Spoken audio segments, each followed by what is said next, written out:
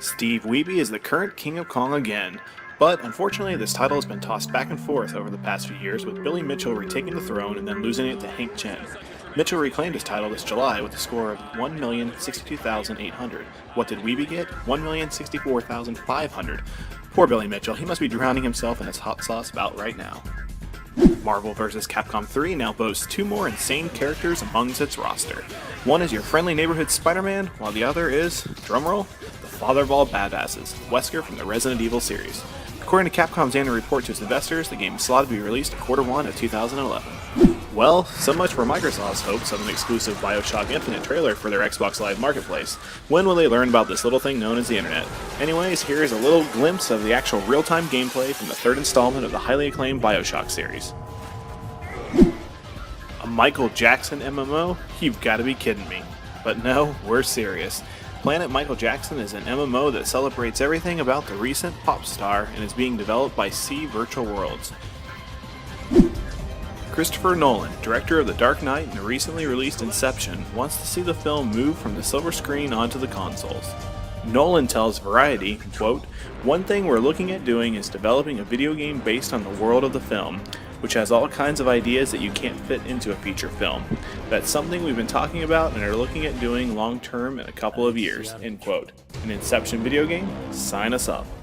Well, it seems like the Nintendo 3DS specs may have been leaked. So what's in the little beast? Well, looks to be two ARM11 266MHz CPUs, a Pico 200 133MHz GPU by DMP, 64MB of RAM, 4MB of video RAM, and 1.5GB flash-based storage. Is it just me, or does 4MB of video RAM seem rather skimpy for Nintendo's newest system? Probably the most controversial announcement of last week's Tokyo Game Show didn't have to do with evil publishers or an upcoming AAA title jumping off the exclusive bandwagon. You see, all the drama revolved around a single trailer. That trailer was Ninja Theory's reboot of Devil May Cry. So what was the big deal? Well, the big deal was Ninja Theory's redesign of Dante, taking him from a badass gothic hero to a more lanky-style emo kid. Even the original creator, Hideki Kamiya, chimed in, quote, "But in terms of do I think it's cool? No, not at all. I think it's characterized and over the top and very Japanesey. For that absurd style, it does that really well, but it's not what I want." And this is where Ninja Theory's creative boss, Tamine Antonitis, steps in to defend their work. Quote, "But you know what was cool 12 years ago isn't cool anymore. If Dante, dressed as he was, walked into any bar outside of Tokyo, he'd get laughed out," end quote. Personally, you can be as cool as you want, but if your character design doesn't resonate with the fans, what's the point? Sony of Europe announced today that Castlevania Lords of Shadow demo would be available for all PlayStation Network Plus members. But for all you gamers outside of Europe or who are not PlayStation Network Plus subscribers, you'll have to wait till the 29th of this month to get your hands on this demo.